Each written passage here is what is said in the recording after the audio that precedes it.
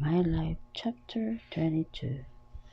What the guy exclaimed as he shockingly touched his face. I didn't think Victoria told me his name.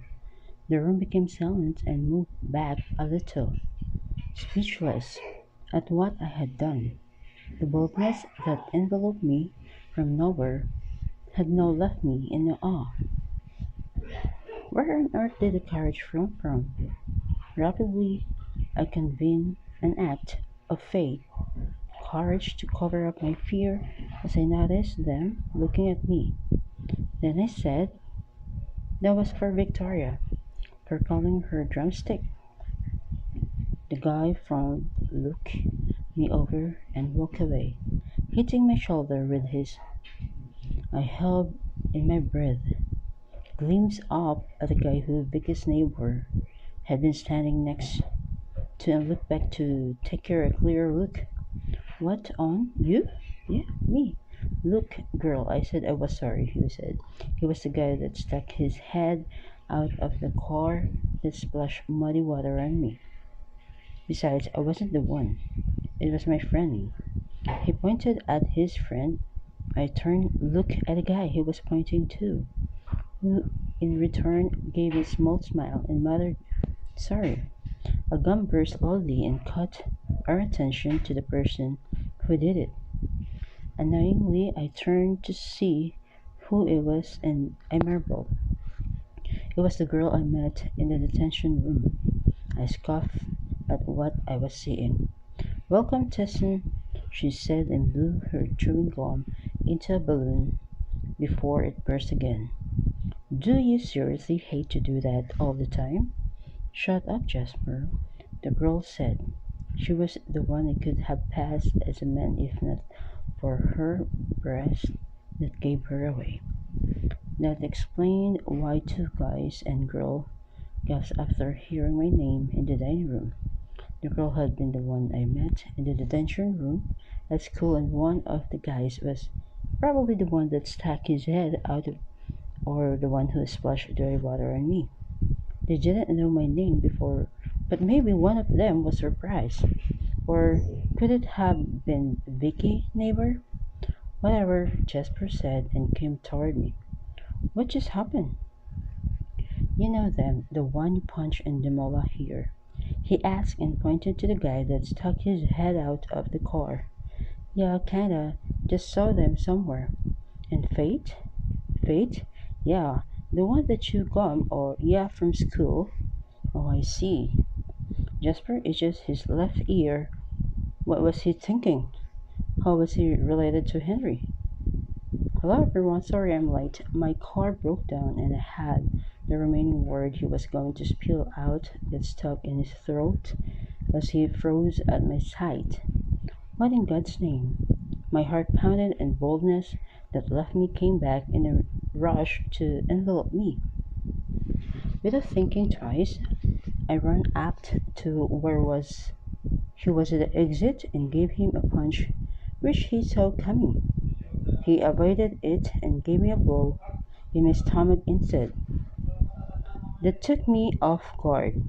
He held my shoulder as I bent to the effect of the blow, which was leading to intense pain in my stomach, and without waiting long, he gave me another forceful blow in the stomach, but this time it was with hatred.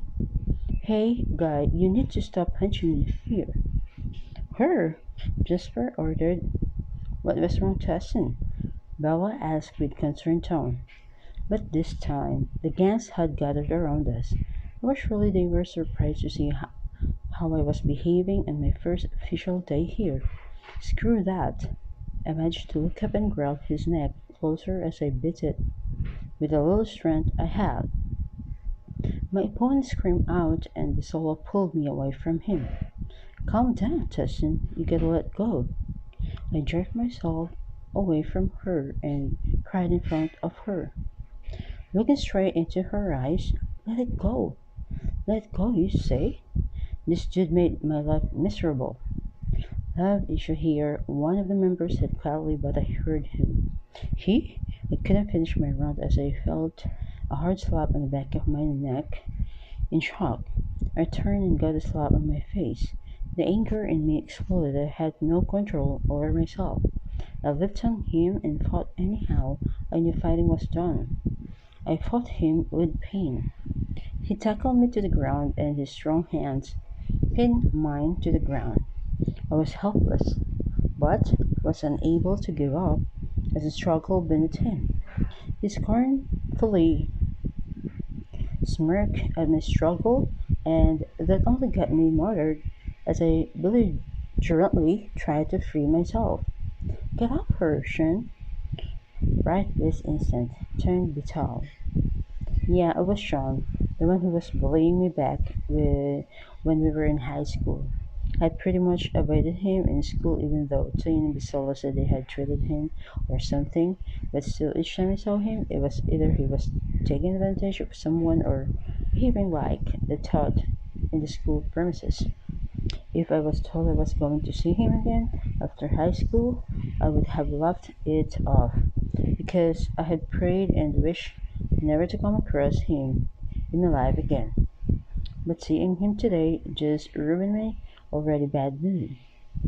It was like this day was meant to piss my life off.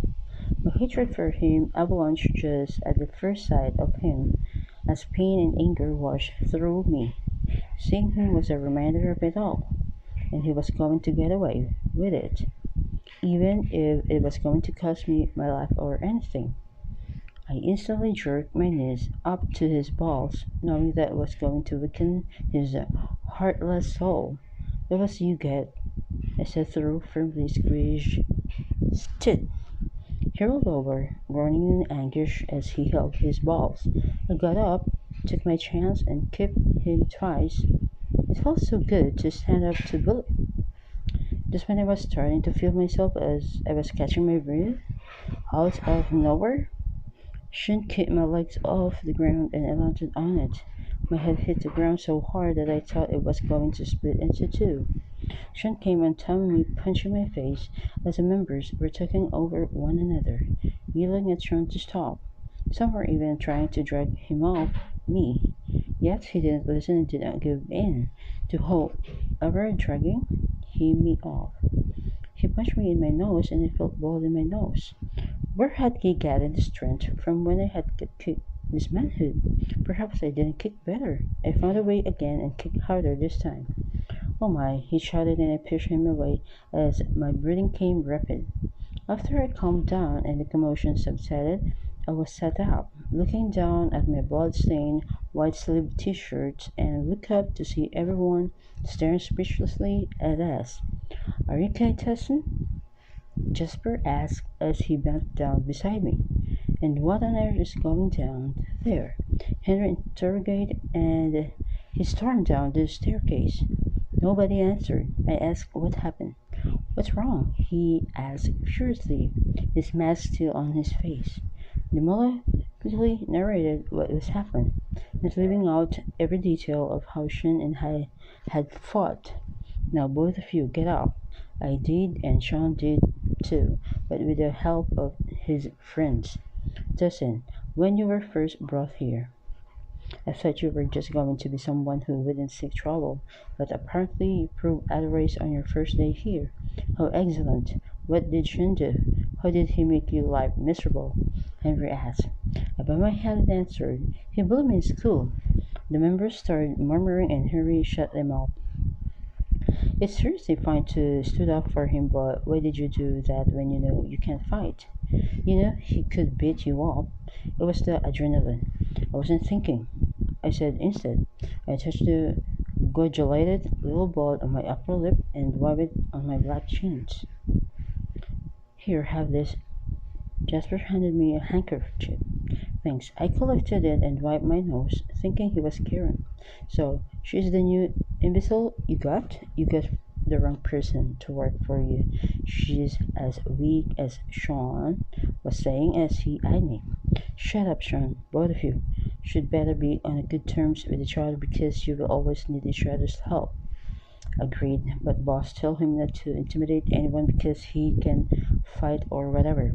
I said on behalf of whoever he might have been intimidating inside here or anywhere else. Henry didn't say anything, and I guess he was shocked to hear that. Sean, I never thought you were the type to take advantage of someone. I forbid you to bully anyone outside this mansion. If I hear you of this, you will face your punishment. Do you even realize the effects of this in victim's life? No. Yes. It causes depression, suicide, lack of concentration, and all sorts of things. Simulation. And by the way, call me Henry. That's what everyone calls me. Affirmative. I replied in her steady up the stairs, but stopped and faced me. After Tussin, you're an amateur fighter. You suck at it. What? That hurt to the core. Wasn't he on my side? Henry turned to step up, but turned again. And for the love of God, stop kicking his manhood or anyone else for that matter. Have mercy. He said, went up the stair. If you go about kicking his ball, how do you expect them to make babies? Jasper asking jokingly, which earned laughter from the members.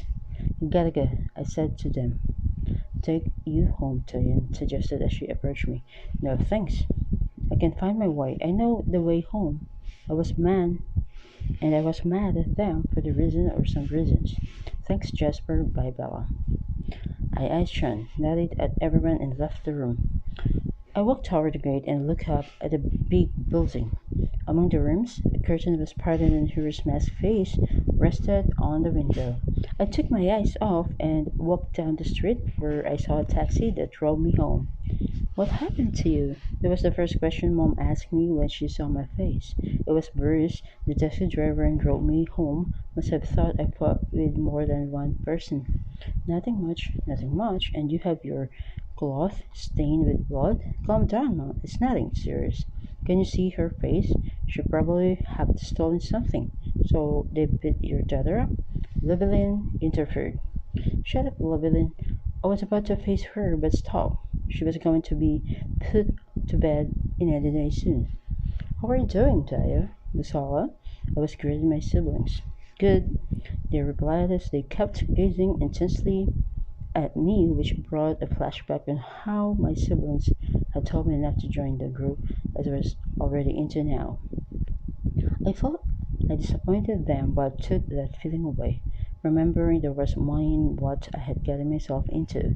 Depending on each job we get, as Henry had told me, I could use that to help my family and my siblings with their school fees. At least let me start taking a few of your responsibilities, Mom. Good night, Mom, I said to her, pecked her, and went up to my room.